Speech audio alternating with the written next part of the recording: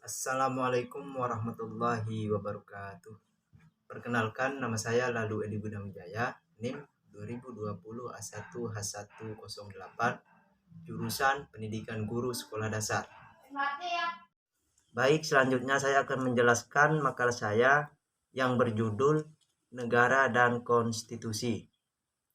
Yang pertama, pengertian negara.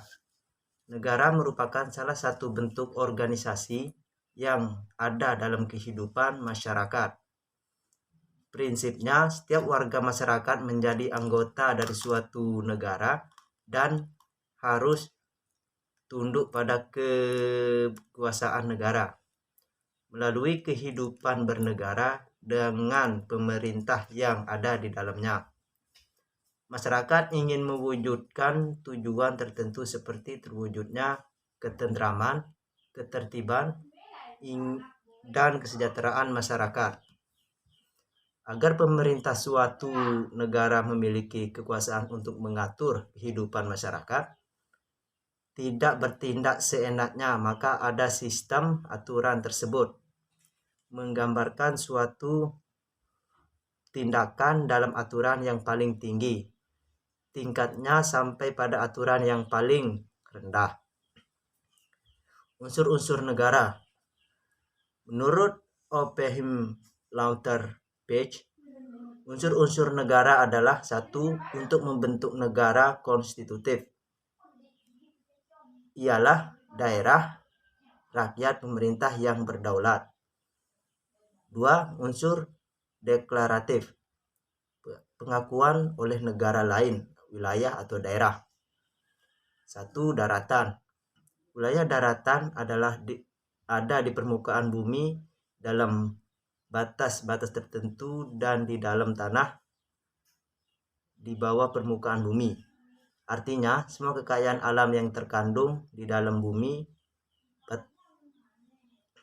Batas-batas negara adalah hak sepenuhnya dengan negara memiliki wilayah. Dua, lautan. Lautan yang merupakan wilayah suatu negara disebut lautan teritorial negara itu. Sedangkan laut di luarnya disebut laut terbuka atau laut bebas dan liberal. B.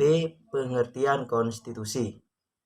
Konstitusi atau undang-undang dasar, bahasa Latin constitution, dalam negara adalah sebuah norma sistem politik dan hukum. Bentuknya pada pemerintah negara biasanya dikonstitusikan sebagai dokumen tertulis. Hukum ini tidak mengatur hal-hal yang terperinci, melainkan hanya memuat aturan dan prinsip-prinsip identitas politik dan hukum. Istilah ini secara khusus untuk konstitusi nasional sebagai prinsip dasar positif, prinsip-prinsip dasar hukum termasuk dalam bentuk struktur, prosedur, wewenang, dan kewajiban pemerintah negara pada umumnya.